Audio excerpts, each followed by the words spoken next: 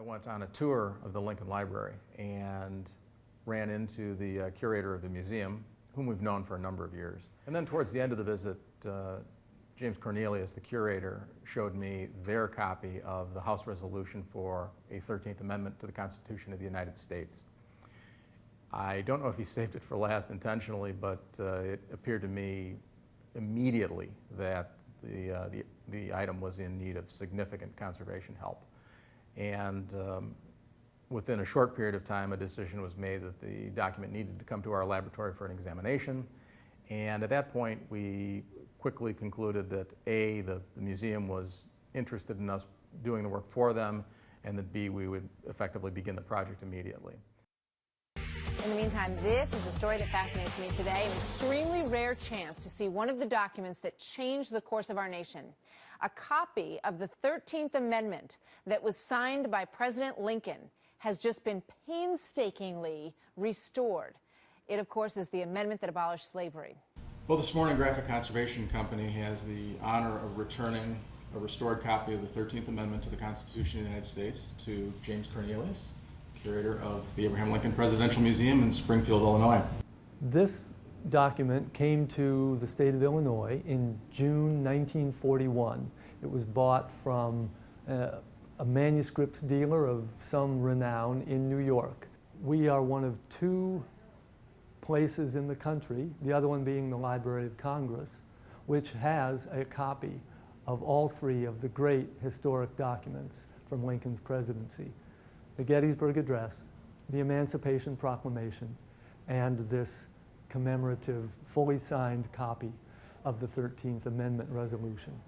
Russ's eyes lit up when he saw this, both because I think he grasped right away that its historic importance was tremendous, but also then thinking as a professional that it was not in particularly good condition.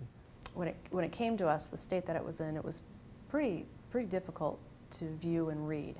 So our main goal was to kind of stabilize the vellum overall and focus on removing creases, reducing creases, and also consolidating the ink if necessary.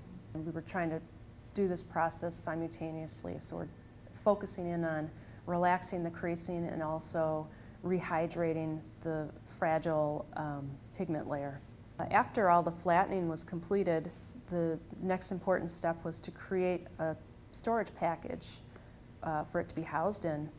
We created a 16-ply step storage mat and ended up hinging the vellum document into this mat using Mylar hinging corners, so there was no direct adhesive applied to the vellum. We're very happy with the success of the treatment. We worked on it as a team over the course of a couple months, and there were some times where we would do certain treatments, like we would do the first flattening and then kind of process and think about what the next step should be. So it's kind of a slow, gradual process. The after is magnificent. I can read almost every letter on this, and I'm going to spend a fair amount of time in the next days and weeks doing just that. Institutions, collectors, and private individuals continue to bring their fine art, collectibles, family documents, and national treasures to Graphic Conservation Company because they trust the expertise of a firm that has been preserving works on paper for decades.